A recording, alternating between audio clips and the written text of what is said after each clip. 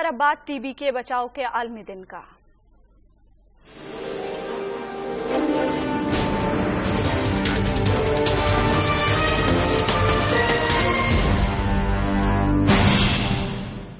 دنیا بھر کی طرح پاکستان میں بھی آج ٹی بی کے مرض سے بچاؤ کا عالمی دن منایا جا رہا ہے۔ پاکستان میں کتنے مریض ہیں اور حکومت مرض کے خاتمے کے لیے کیا کر رہی ہے، دیکھتے ہیں لاہور سے سلیم شیخ کی رپورٹ۔ دنیا کے 22 ممالک ایسے ہیں جن میں ٹی بی کے 80% مریض ہیں، ان میں پاکستان کا نمبر 5واں ہے۔ پاکستان میں ہر سال 4.5 لاکھ افراد ٹی بی کا شکار ہوتے ہیں، جن میں سے 2 لاکھ سے زائد نئے مریض پنجاب میں سامنے آتے ہیں۔ حکومت کا کہنا ہے کہ تمام مریضوں کے مفت علاج کے لیے کوششیں جاری رکھے ہوئے ہیں۔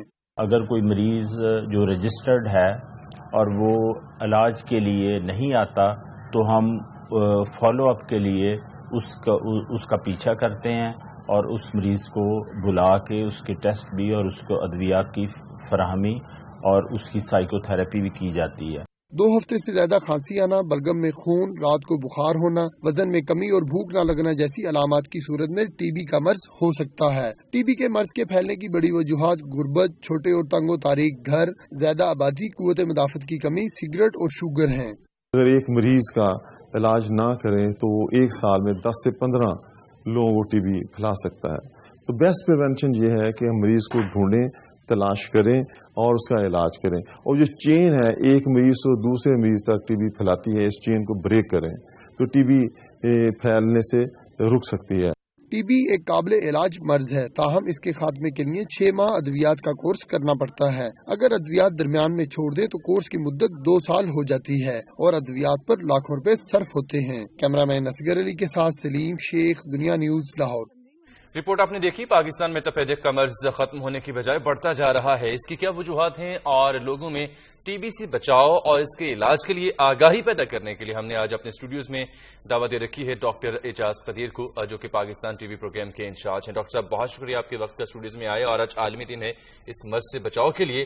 پاکستان بجائے نیچے جانے کے اوپر جاتا جا رہا ہے، 5واں نمبر آن پہنچا ہے۔ سب سے پہلے بڑے عام فہم لفظوں میں ناظرین کو یہ بتا دیں، یہ ٹی بی کا مرض ہوتا کیسے ہے اور کیا اس سے واقعی بچاؤ ممکن ہے؟ کتنا عرصہ لگتا ہے اسے مکمل طور پر ختم کرنے میں اگر کسی کو ٹی بی ہو جائے؟ مختصر۔ جی، پاکستان میں جو ہے ٹی بی کا مرض باقی 22 ممالک کی طرح کافی ہے، اور ہر 1 لاکھ میں 350 لوگوں کو ٹی بی ہے، اور ہماری کوشش یہ ہے کہ ہم اگلے 10 سال کے اندر اس کو آدھا کر دیں اور 1 لاکھ میں کوئی 100 یا 150 کے قریب ہوں۔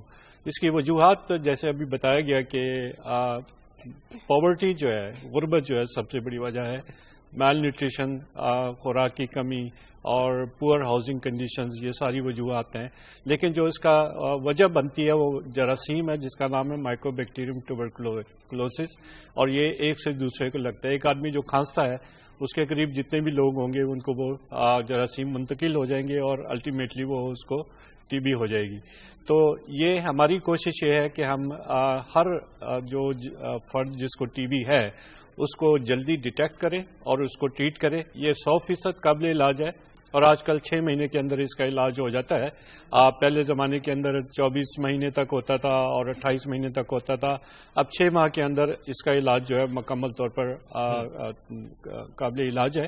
اور ہماری جو اس وقت جو چیلنج ہے پاکستان میں ٹی بی کا، وہ یہ ہے کہ ہم ٹی بی گورنمنٹ کی کوششوں سے اور ہمارے پارٹنرز کی کوششوں سے ہم 70% لوگوں کو ٹی بی کی جو ہے وہ سروسز پرووائڈ کر رہے ہیں۔ ٹی بی کے مریض ڈیٹیکٹ ہو جاتے ہیں، 3 لاکھ مریض ہم ہر سال ڈیٹیکٹ کر رہے ہیں، لیکن جو 1.5 لاکھ مریض ہے وہ ابھی بھی کمیونٹی کے اندر اس کو اچھا ڈاکٹر صاحب، ہم نے یہ دیکھا ہے کہ لوگوں میں اویئرنیس ہی نہیں ہے ٹی بی کے حوالے سے، خاص طور پر دیہاتوں میں اگر ہم دیکھیں لوگوں کے پاس ٹی بی نہیں ہے، لوگوں کو بہت زیادہ آگاہی نہیں ہے۔ حکومتی سطح پر لوگوں میں آگاہی پیدا کرنے کے لیے کیا کیا جا رہا ہے؟ ہاں، یہی ہمارا سب سے بڑا مسئلہ ہے کہ لوگوں کے اندر، اور خاص طور پہ ایون شہروں کے اندر بھی لوگ جو ہے نا جن کو ہوتی ہے وہ پراپر ان کو یہ نہیں پتا ہوتا کہ اس کے سمٹمز کیا ہیں، اور اگر ان کو یہ سمٹمز پتا ہوں تو ان کو یہ نہیں پتا کہ انہوں نے جانا کہا ہے۔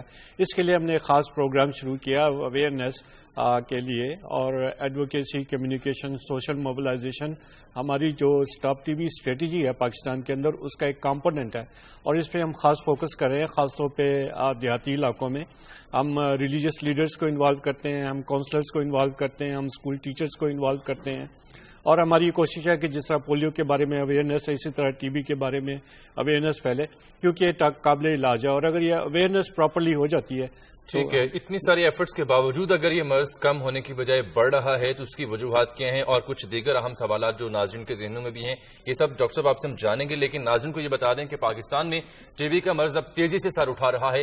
خیبر پختونخوا میں 3 برسوں کے دوران 120 افراد اس مہلک مرض کے ہاتھوں اموات کا شکار ہو چکے ہیں۔ پشاور سے دیکھتے ہیں سمین جان کی رپورٹ۔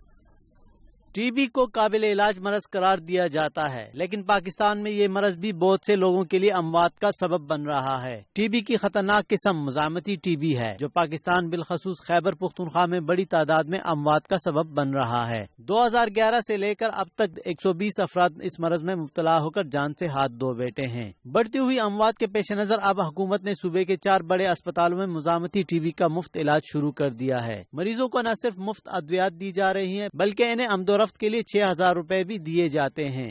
مریضوں کی تعداد ہے اس میں 15% لوگوں کی ڈیتھ واقع ہو چکی ہے۔ یہ مرض بڑا سخت ہوتا ہے، کبھی کبھار مریض جب تشخیص ہوتی ہے اس وقت اس کی حالت بہت نازک ہو چکی ہوتی ہے۔